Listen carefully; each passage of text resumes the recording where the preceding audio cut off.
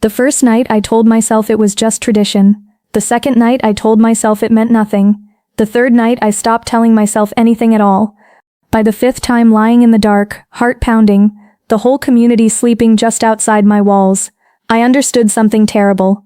I had crossed a line I could never uncross. And the worst part? I had crossed it on purpose. You need to understand where I came from before you can understand what I did. I grew up plain, Old Order Amish, deep in Lancaster County, Pennsylvania. And I know what you're picturing right now: horse-drawn buggies, green fields, women in white bonnets, fresh bread cooling on wooden windowsills. And yes, all of that was real. All of that was my life. But here's what the photographs don't show you: the weight of it. Every single day of my life was structured around one central idea: submission. Submission to God. Submission to the ordinance, the unwritten code of rules that governed every single thing we did, wore, said, and wanted. Submission to the bishop, to the elders, to your father, to the community. You didn't question the rules, you didn't debate them, you absorbed them the way you absorb air, unconsciously, constantly, without even knowing it was happening. By the time I was a teenager, the rules were inside me. They weren't a cage I could see. They were just the shape of my thinking, the walls of my imagination. I didn't know how to want things that existed outside of them, until Eli.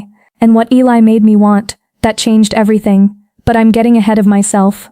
Let me back up. In Old Order Amish culture, there is no casual dating. There are no teenage romances. You don't pass notes to boys in school. You don't meet someone at a party. You don't have a phone to text on. Romance, real romance, happened only in one very specific way, in one very specific context. It happened at night. It happened in secret. It happened in a tradition so old that most of the outside world has forgotten it exists. It's called bundling. And if you've never heard of it, let me explain exactly what it is, because most people get it completely wrong. Bundling is not what you think. It is not a loophole. It is not a scandal. In the Amish world, it is or is meant to be a sacred and carefully controlled form of courtship. Here is how it works. When a young man has chosen a young woman he is interested in marrying, he requests permission from her family. If approved, he comes to her home at night, quietly. After the rest of the household has settled, in some families he enters through the front door. In older traditions, through the window. He makes his way to her bedroom. They lie together in her bed, fully clothed, on top of the blankets, or sometimes separated by a wooden plank called a bundling board. And they talk. For hours, sometimes until nearly dawn. They get to know each other in the dark, in the quiet, in the only privacy two unmarried people are ever allowed. That's the intention. The body stays still. The conversation flows, and through that conversation, two young people decide if they are meant to spend their lives together. It sounds almost innocent when you describe it that way, and for many couples I'm sure it is. But here's what nobody tells you about lying in the dark with someone who sees you, really sees you. The rules start to feel very far away, very fast. When you are 19 years old, and a young man who looks at you like you are the only real thing in the room, climbs through the darkness to lie beside you innocent. Becomes a very complicated word. His name was Eli Byler. He was 22, he'd grown up in the next district over, and I had seen him at church gatherings and community meals for years without ever thinking much about him. He was tall, quiet, serious in the way that young Amish men are serious when they're trying to prove themselves. He had dark brown eyes and a way of listening, really listening, that made you feel like whatever you said mattered. I noticed him properly for the first time at a barn raising in the spring of my 19th year. I was carrying a water jug down a row of working men, and when I reached him, he looked up. He held eye contact for exactly 1 second longer than was proper. Just 1 second. But I felt it for the rest of the week. 2 months later, my father told me that Eli Byler had come to speak with him, that he had expressed interest in courting me, that he had asked permission to begin bundling. My father, a quiet, measured man who rarely showed emotion, told me this with a small, careful smile. I said yes before I'd even properly thought about it. Our first bundling night was set for the following Sunday. I didn't sleep the entire week before, and looking back now, I wonder, was it excitement I was feeling? Or was it something else? Something that already knew where this was going before I did? I lay in my bed that Sunday night with my heart pounding so loudly I was sure my sister in the next room could hear it. The house had been quiet for over an hour. My parents had gone to bed. My younger siblings were asleep. The whole farm was still, just the sound of wind moving through the fields and the occasional creak of old wood settling in the dark. And then, softly, a sound at my window. He was there. He came in quietly, the way he'd clearly practiced. He was wearing his plain dark clothes, and his hat was in his hand. He sat on the edge of my bed stiffly, carefully, like he was also terrified, and for a long moment neither of us said a single word. Then he said, "I don't really know how to start," and I laughed. A small, surprised, completely involuntary laugh. Just like that, the terror broke apart. We talked for 4 hours about everything and nothing, about his family and mine, about what we believed and what confused us, about farming and the seasons and what kind of home we each imagined, about the things we were afraid of. He told me he was afraid of becoming ordinary, of living a life that never surprised him. I remember thinking that was the most honest thing anyone had ever said to me. He left before the sky lightened. I listened to him go, lay back in the dark, and pressed my hand flat against my chest to feel my own heartbeat. That was the night everything started, and that was also the night I made my first mistake. Not by what I did, but by how much I wanted him to come back. He came back 2 weeks later. This time there was less stiffness, less careful distance. We had already proven to each other that we could talk, that something real lived between us. And because of that ease, we stopped paying attention to the edges of things. We lay beside each other, not just near each other, and the talking slowly gave way to something else, something quieter, something that existed in the spaces between sentences. I'm not describing physical things, I'm describing a feeling. The feeling of being known by someone, of letting someone see you in the dark, when all your walls are down, and your voice is low, and there's nothing between you and the truth. That feeling is its own kind of dangerous. And here's what I didn't realize yet. The most powerful thing in that room wasn't what we were doing, it was what we weren't saying. By the third night, February, bitter cold, a half moon over the snow, something had fundamentally changed between us. I could feel it the moment he came through the window. The way he moved differently. His voice had dropped into something more careful, more deliberate. We weren't two strangers being introduced through tradition anymore. We were two people in trouble. I started keeping a candle on my windowsill. A single taper in a glass holder, lit on Sunday nights as a signal. Come if you want to come, I'll be awake. He always came. Every week the conversation got shorter, the silences got longer, and the silence held more and more of what neither of us was saying out loud. I knew what was happening. I knew where it was going, and instead of stopping it I lit the candle again. I want to pause here and be honest about something, because I know what some of you are thinking. You're thinking, it's just talking. What's the real danger here? So let me tell you exactly what the danger was. In my community, bundling had a boundary. That boundary was not written down anywhere. You would never find it in the Ordnung. Nobody sat you down and explained it in clear terms. But every girl understood it the way she understood gravity, instinctively, completely, without needing it spelled out. The boundary was this. Bundling was courtship. Not intimacy. It was proximity used in service of decision-making, not in service of desire. The moment it crossed from one to the other, the moment want became the purpose instead of the means, you were no longer following tradition, you were sinning. And sin in my community was not a private matter. Sin had witnesses. Sin had consequences. Sin had a process, a formal, community-wide process designed to expose it, confront it, and either restore the sinner or remove them entirely. I knew all of this. I had grown up knowing all of this. And I lit the candle anyway. Which means the next part, the part where everything went wrong that was never really an accident. That's the part one have to live with. Early March, snow turning to mud. That raw, restless smell of a winter breaking apart. He came late. I'd almost stopped waiting. And then the window. The moment he stepped inside, I knew this night was different. Not because of anything he said. He barely said anything. It was the way he moved. Slower. Like he'd already made a decision before he arrived. And the decision was sitting heavy in his chest. I had made one too. I won't tell you what happened. That's not the point of this story. And it was never the point. What I'll tell you is this. There was a single moment. A moment where the choice was right in front of me, clean and clear and fully visible. I saw it. Both sides of it. What I was and what I was about to become. I chose. When he left, the sky was going gray. I lay completely still. I wasn't ashamed yet. I wasn't afraid yet. I was just quiet. The kind of quiet that comes after something permanent. I got up, braided my hair, went downstairs, made the family breakfast. My mother looked at me across the kitchen. Something passed over her face, a shadow, quick as a blink. She didn't speak it, but she had seen something. Mothers always see. That's the thing nobody warns you about. The consequences didn't come from outside. They were already inside my own house, sitting at the table, waiting. Here is the truth I have never said out loud to anyone. The fifth night was the worst thing I did. Not because of what happened during it, because of how deliberate it was. By the fifth night I was no longer confused. I was no longer swept up in something I didn't understand. I put the candle in the window that Sunday, knowing exactly what it meant. I chose it the way you sign a document. Slowly, with full awareness of every word. I chose it because a part of me had already decided I was leaving. I didn't know that consciously yet. I hadn't admitted it to myself in those words. But somewhere deeper than words, the decision had been made. And that fifth night was me saying goodbye to the version of myself that had always stayed inside the lines. The girl who had been so correct, so careful, so perfectly contained for 19 years. She was leaving too. Eli came. We didn't talk about the future. We didn't talk about marriage, or the community, or what happened next. We just existed in that room together in the dark, in the quiet, like two people who had made their peace with something and were letting it have its last moment. When he left, I blew the candle out. I never lit it again, and that single breath, that tiny flame going dark, that was the beginning of the end. I just didn't know yet how total the ending would be. Within 3 weeks, everything began to unravel.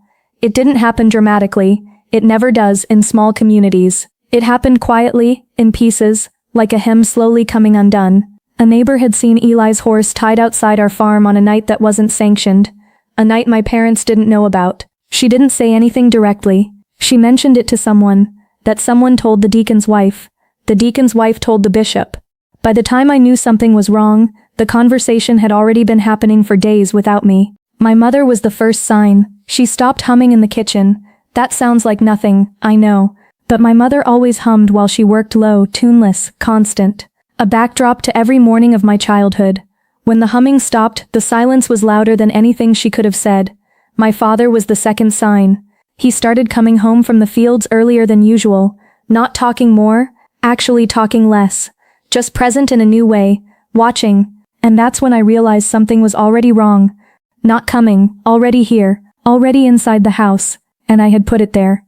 Then the bishop's horse appeared in our yard on a Thursday afternoon.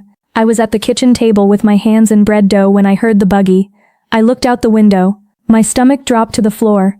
My father met him in the yard. They spoke quietly, too far for me to hear. Then my father came to the kitchen door and called my name in a voice that had no color in it at all. I washed my hands. I dried them slowly. I walked into the sitting room still covered in flour, looking exactly like someone who had been caught mid-escape. Which, in a way, I had. The bishop sat in my father's chair. He was older, heavy-set, with a gray beard and careful gray eyes. He had baptized me at 16. He had preached at my grandfather's funeral. I had known him my entire life. He looked at me with something I still cannot fully name. Not anger, not disgust. The particular sadness of someone who expected better from you, and is quietly grieving the distance between the expectation and the truth.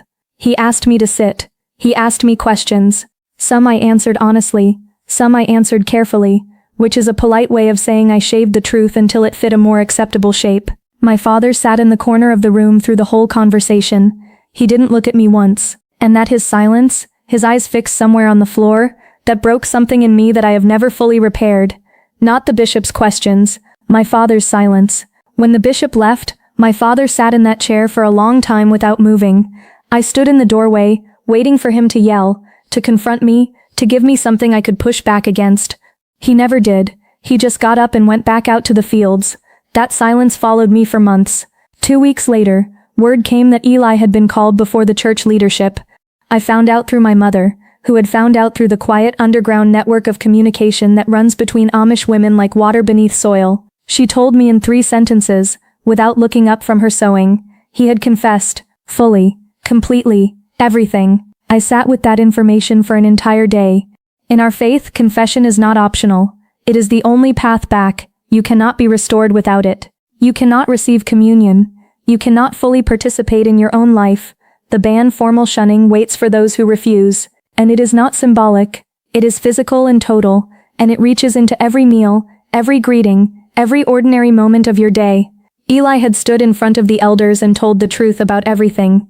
And now I was expected to do the same. And this is where everything started to fall apart, not outside of me. Inside. The Sunday morning I stood up in that meeting house was the hardest morning of my entire life. I had rehearsed what I would say. I had decided in advance exactly how much truth I would offer. I had convinced myself I was in control of this moment. I walked in with my family, sat in my usual spot, heard the singing and the preaching without absorbing a single word, and when the moment came when the bishop looked at me, and the silence opened up like a doorway, I had no choice but to walk through. I stood up. 200 people. 200 people who had known me my entire life, who had fed me, prayed over me, celebrated with me, mourned with me. My mother 3 rows back, hands folded in her lap. My younger sisters beside her, wide-eyed and perfectly still. Eli somewhere behind me. I didn't turn to look. I opened my mouth. Nothing came. Not because I didn't have words. Because I suddenly understood in my entire body, not just my mind, what speaking them would cost. Not the punishment. Not the ban. But the thing underneath all of it. The permanent loss of being who my family had believed I was. The thing you can never give back once you've taken it. And I stood there, in front of everyone who had ever loved me, understanding for the first time that some doors once opened don't close again, no matter how sorry you are. I spoke, not everything, not at first, but enough to be real, enough to count. I told them I had broken the boundary of bundling. I told them I had done it knowingly. I told them I was sorry. The apology was true. The sorry was completely, absolutely real. And it changed nothing. The formal rebuke came the following week. A limited ban is 3 weeks. I could remain at home. I could continue my daily work, but I could not eat at the family table. I could not receive greetings. I could not participate in community worship or social life. I would exist inside my own home like a visitor, like a ghost among the living. The first meal alone was almost unbearable. I sat at a small separate table in the kitchen while my family ate in the dining room. I could hear them, their voices, the sound of dishes being passed. The ordinary sounds of my ordinary life now just far enough away to be unreachable. And it's funny, not funny, haha. Funny, terrible, that the punishment for wanting connection was to have it removed completely. To be surrounded by everyone you love and still be alone. My youngest sister, 11 years old, came to the kitchen doorway after supper that first night. She stood there with an expression of complete confusion and heartbreak on her face. She didn't fully understand what I had done, only that I had done something that had separated me from her. I smiled at her as calmly as I could. She went back to the dining room. I washed my plate alone. 3 weeks is not a long time in the ordinary world.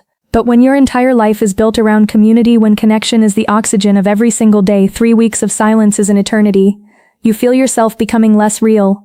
Like without witnesses, without acknowledgement, you are slowly fading out of existence. I thought about leaving during that period, not permanently. Just the thought, appearing unbidden, like a door I hadn't noticed before. I filed it away, but the thought didn't disappear. It just waited, the way thoughts like that always do. Eli and I never resumed our courtship. There was no dramatic ending, no confrontation, no tearful goodbye, just a quiet mutual understanding that what had existed between us had been burned through, that we had used something up. We saw each other at community events for the next 2 years, and were perfectly polite, appropriately distant. He married a girl from the neighboring district the following spring. I watched them drive away from their wedding in a buggy decorated with wildflowers, and I felt honestly not grief for him specifically, just grief for the version of myself that had existed before all of it. The girl who had been so certain about her path, who had believed the rules were also her protection. She wasn't wrong, that girl. The rules were protection, but protection and a cage can look identical, depending on which side of the door you're standing on. I had completed my ban. I had been formally restored. I attended church. I helped with the harvest. I sat at my family's table again, said grace, passed the bread, but something had changed in the way my mother looked at me. Not cruelly, she was never cruel, but the complete transparency that had existed between us, the way she had always been able to read me, and I had always trusted, that was different now. There was a small, careful space between us that hadn't been there before, a few inches of glass. We never spoke about it directly, not once, not ever, and I'm not sure if that was mercy, or its own quiet kind of wound. I left the community when I was 21. I want to be precise about something. I did not leave because of what happened with Eli. That story, that chapter was one piece of a much larger, longer, more complicated thing. I had been quietly, secretly, ashamedly wondering about the world outside since I was 15. The wondering didn't start with Eli. He just made it impossible to keep pretending I wasn't wondering. Because that's what those 5 nights really were, looking back. Not a love story, not even a mistake story.